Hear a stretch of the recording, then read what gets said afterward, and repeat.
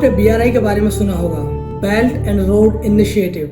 ये Chinese president Xi Jinping का एक ड्रीम प्रोजेक्ट था जब इसे लॉन्च किया गया था, और ये आज भी है। शी इस प्रोजेक्ट को प्रोजेक्ट ऑफ सेंचुरी कहता है। बेल्ट एंड रोड इनिशिएटिव में बेल्ट का मतलब है उन रास्तों से जो लैंड पर बनाए जा रहे हैं, और रोड्स का मतलब है उन रास्तों से जो समुद्र के ऊपर बनाए जा रहे हैं। सितंबर 2013 में पहली बार ये प्रोजेक्ट सिल्क रोड के नाम से दुनिया के सामने आया। चाइना में इसको वन बेल्ट और वन रोड के नाम से भी जाना जाता रहा है, और उसके बाद से 2016 तक चाइना डेली में, जो कि चाइनीज स्टेट मीडिया है, इसको हर रोज जोर शोर से प्रकाशित किया गया। 2017 तक ये चाइनीज कम्युनिस्ट पार्टी के कॉन्स्टिट्यूशन का पार्ट भी बन गया। लेकिन इस सब के बीच में जो सबसे महत्वपूर्ण बात है वो ये है कि इस प्रोजेक्ट के पीछे शी जिनपिंग का आखिर उद्देश्य क्या था। लॉन्च के समय ऐसा कहा जाता है कि चाइना और शी जिनपिंग की जो योजना थी इस प्रोजेक्ट को लेकर वो स्पष्ट थी कि समुद्री और जमीनी रास्तों से अलग अलग देशों को चाइनीज इकोनॉमी से जोड़ा जाएगा, जिससे चाइना और उससे जुड़ने वाले देशों का एक बड़े स्तर पर इकोनॉमिक फायदा होगा। न केवल ये, इससे दुनिया की जीडीपी में भी एक बड़े स्तर पर वृद्धि होगी। जिन देशों को चाइना से इकोनॉमिक सपोर्ट चाहिए थी, उन देशों ने इस प्रोजेक्ट को सपोर्ट किया और इसकी मेंबरशिप को स्वीकार भी किया। लेकिन वो देश जिन्हें प्रोजेक्ट म्यूचुअल इकोनॉमिक वेलफेयर के बजाय चाइना को इस रीजन का एक प्री एमिनेंट पावर के तौर पर स्थापित करने का प्लान लगा, उन देशों ने इस प्रोजेक्ट को न तो सपोर्ट किया और न ही इसकी मेंबरशिप को स्वीकार किया। वर्ल्ड बैंक की बहुत सारी स्टडीज में पाया गया है कि बीआरआई दुनिया की जीडीपी को एक ऊंचाई तक ले जा सकता है, खासतौर से डेवलपिंग कंट्रीज में।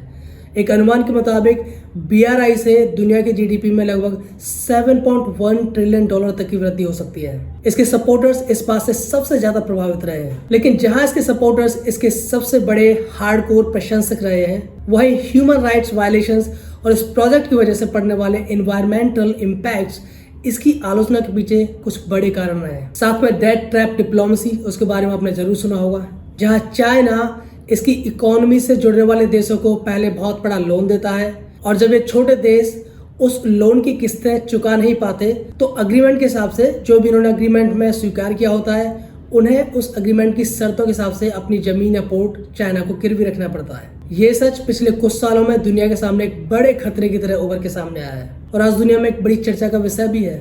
भारत ने बीआरआई का हमेशा विरोध किया है, और उस विरोध के पीछे जो कारण है वो स्पष्ट है। भारत का आरोप रहा है कि बीआरआई भारत की जमीन से होकर गुजरता है। इस प्रोजेक्ट का एक पार्ट पीओके यानी कि पाक ऑक्युपाइड कश्मीर में गिलजित से होकर निकलता है, जो कि भारतीय टेरिटरी का पाकिस्तान द्वारा ऑक्युपाइड एक पार्ट है। इसके साथ भारत का एक मत और भी है जिसे भारत ने पूरी तरह से स्पष्ट किया है, और वो ये है कि बीआरआई जो प्रोजेक्ट है इसकी गाइडलाइंस स्पष्ट नहीं है। न केवल ये कि गाइडलाइंस स्पष्ट नहीं है, बल्कि ये गाइडलाइंस सभी देशों के लिए एक समान भी नहीं है। बीआरआई म्यूचुअल इकोनॉमिक वेलफेयर को तो सपोर्ट करता है, लेकिन इक्वल इकोनॉमिक वेलफेयर को सपोर्ट नहीं करता है, जिसका मतलब यह है कि ये प्रोजेक्ट बीजिंग को मुख्य रूप से फायदा पहुंचाने के लिए डिजाइन किया गया है। अभी हाल ही में इटली, जो कि सबसे बड़ा यूरोपियन देश रहा है बीआरआई प्रोजेक्ट को ज्वाइन करने वाला, उसने हाल ही में बीआरआई प्रोजेक्ट के साथ आने वाले चैलेंजेस को देखते हुए ये माना कि बीआरआई को ज्वाइन करने का जो डिसीजन पिछली सरकार कर रहा था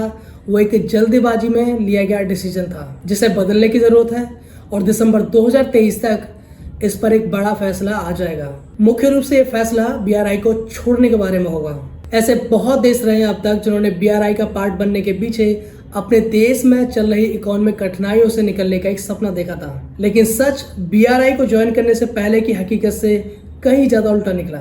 श्रीलंका उन प्रभावित देशों में से एक है जिसने अपने देश की इकोनॉमिक सिचुएशंस को इस बीआरआई प्रोजेक्ट से सुलझाने के बजाय उसे और उलझाया। जब श्रीलंका से चाइना से लिए गए लोन की किस्तें चुकाना मुश्किल हो गया, तब श्रीलंका को अग्रीमेंट के हिसाब से चाइना को अपने एक पोर्ट को 100 सालों के लिए गिरवी रखना पड़ा। और ये वो घटना है जिन्होंने चाइना के द्वारा सस्ते लोन के नाम पर चलाए जा रहे लैंड ग्रैब अभियान को दुनिया के सामने उजागर किया है। यहाँ श्रीलंका अकेला देश नहीं है, ऐसे और भी बहुत सारे देश हैं जो इस लैंड ग्रैब प्लान में फंसे हैं, और अब ये दुनिया को समझ में आने लगा है कि बीआरआई किसी देश की इकोनॉमिक सिचुएशन को सुधारने का कोई मैजिक वैंड नहीं है। इसके विपरीत अगर कोई देश बीआरआई की पॉलिसीज को समझने में गलती करता है, तो वो देश अपने देश की इकोनॉमिक कंडीशन को इकोनॉमिक वेलफेयर की ओर ले जाने के बजाय उसे इकोनॉमिक डिजास्टर में बदल सकता है।